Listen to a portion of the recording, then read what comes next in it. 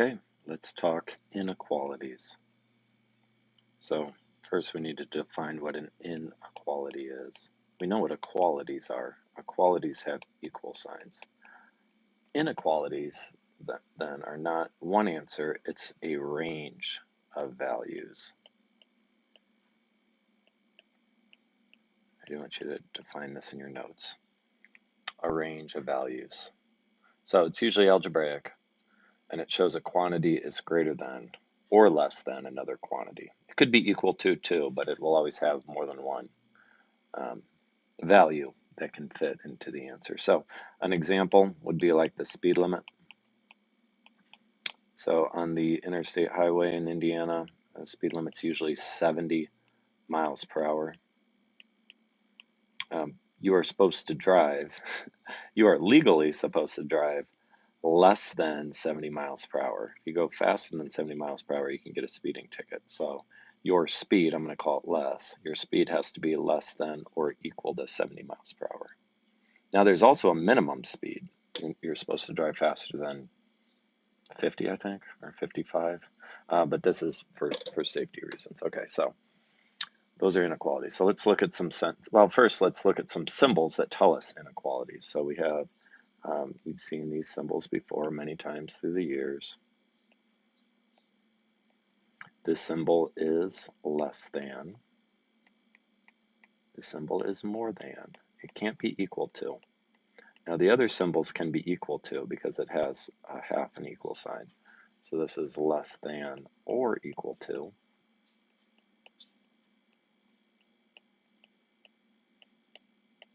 So you can go exactly 70, I think. This is greater than or equal to.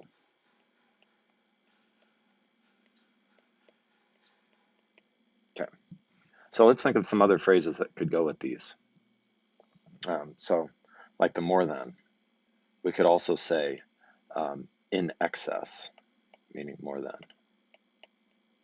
right? Or the less than or equal to could also be a phrase like at most. At most, you can go 70 miles per hour. On the flip side, this would be at least 70 miles per hour. So those are some other phrases that would mean something similar. There are a lot more phrases that we could add to it too, but let's just do that for more. Okay, so let's look at some practice problems here. 3 is less than or equal to b. So the number 3 and b are the two we're comparing, and 3 is going to be less than or equal to b. Question 2, we're in inequality for the following statement. A is greater than, or it could be equal to 2. Okay. Question 3, for each value of x, determine whether it is a solution to x is less than 7. So I'm going to plug in 5. Is 5 less than 7? Yeah. The next one. Is 7 less than 7? No, they're the same. The next one. Is 11 less than 7? No. And 3 less than 7? Yeah. Okay, so now let's add a little bit more to this. A number c is increased by 4. Okay, so first part, we'll just start with that. A number c is increased by 4, so we're going to add 4, is greater than or equal to 28. So this is going to be greater than or equal to 28. So that's what our phrase would look like. Question 5, translate this sentence into an inequality. The sum of 6 and y, so sum meaning adding again, 6 plus y, is less than, this 6 plus y is less than 17. All right. Be careful. Sometimes it'll say 6 less than y. Let's do another problem over here that says that. 6 less than y is less than 17. Okay, so now if I have this 6 less than y, we are starting with y and subtracting 6 is less than 17. It would look like that. So you got to start with your y. Remember, we did that before. Next, graph the inequality below on the number line. X is less than or equal to 0. Okay, so it can be equal to 0, so we know it's going to be a solid dot. Now we know that x is going to be less than or equal to 0, so it's got to be over on this side. As we go towards this arrow, I want you to write this down, we're going less. As we go towards this arrow, we're going more or greater. That always happens with horizontal number lines. Vertical number lines, as you go up, you get greater, and as you go down, you get less. So x is less than or equal to 0, so I know I'm going to be talking all the numbers that are less than or equal to 0 going this way. That's what this number line looks like. This is my range. It could be any negative number, okay, including decimals, including fractions, including irrational numbers. Number 7, I'm going to change the problem a little bit, so it's a little bit different. Go ahead and cross that out. We're going to say b is greater than 3. Okay, so now we're going to look at everything that is greater than 3. So the number 3, we need an open dot. This is an important concept. It can't be exactly 3. So if you look at number 6, we have a closed dot. This has to be open because it cannot be equal to 3. It's all the numbers that are greater than 3. All the numbers on this side. Okay. I'm going to give you a hint to keep this stuff from not getting as confusing. You will do much better if you do this and you think in terms of this each and every time. Trust me on this. Take the time to do this. First, write the original number.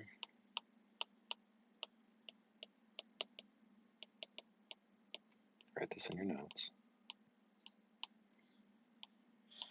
Then write a smaller number. I'm not going to rewrite the word right. The original number, a smaller number,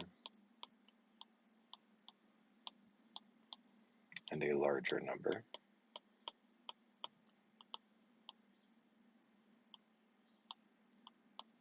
Then, step 4, cross out what doesn't work.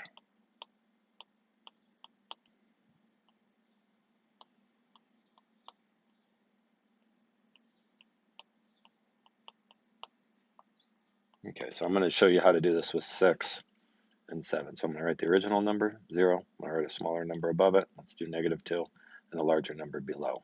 So can I plug -2 in there? Yeah. Can I plug 0 in there? Yeah. Can I plug 2 in there? No. So then if I look down here, you'll see clearly 2 is the only one that does not work. Okay, same thing here. B is greater than 3. So I'm going to write 3. Does 3 work? No. Let's go 0. Does 0 work? No. Does 4 work? 4 greater than 3? Yeah. So 4 should be the only one that works on this. All right, this hint will help us, especially when we get to words later. Trust me, it's worth your time. Write an inequality for the graph below. Show x for your variable. Okay, so we know we're going to have x, and we know we're going to deal with the number -5. Okay, so let's say x, well, we know it's going this way, so it's going to be less than -5. So let's try the different numbers. -5, let's try 5, and let's try -10. Is -10 on here? Yeah. Does -10 work in here? Yeah. -5, is it here? Yeah. Does it work here? No, I messed up. So it's got to be equal to, because it's a closed dot. 5. 5 doesn't work. 5's over here. It shouldn't work over here. Nope. Okay, here's my solution. All right, this next one, we're starting with the 1. X and 1. And I always like to write the variable on the left. I think it's helpful to do it that way. So we're going to try the number 1. We're going to try, let's try -1. Let's try 5. -1 should work. 1 should not work. It can't be equal to 1. And 5 shouldn't work either. So I need a symbol here where -1 works. X is less than 1. It's not going to be equal to, because we learned that here. Those don't work. Number 10, the temperature inside the lab fridge is no more than 35 degrees. Okay, so we know we're going to use 35. T is going to be our variable. Could it be 35? Yeah. Could it be 30? Yeah. Could it be 40? No, it can't be 40. It can't be more than 35, but it could be exactly 35, so I know I'm going to have an equal sign. So it's going to be T is less than or equal to 35. The distance to the nearest exit door is less than 150. We're going to use D. D and 150. We're still using these 4 steps. Could it be 150? No, it's got to be less than that. Could it be 100? Yeah. Could it be 200? No, it's got to be less than that. We got to get there quick. So D is going to be less than 150. I know right now you have phrases that make this simple, but it won't always be that easy. To get a 10% discount, a shopper must spend at least $100 using D. Okay, D and 100. Could you spend exactly 100? Yeah. Could you spend 80? No. Could you spend 120? Yeah. So D is going to be greater than or equal to 100. It can equal 100. Rachel exercises no less than 35 minutes a day using T for her exercise. Can she exercise 35 minutes? Yep. 30? Nope, not enough exercise. 100? Sure. So T is going to be greater than or equal to 35.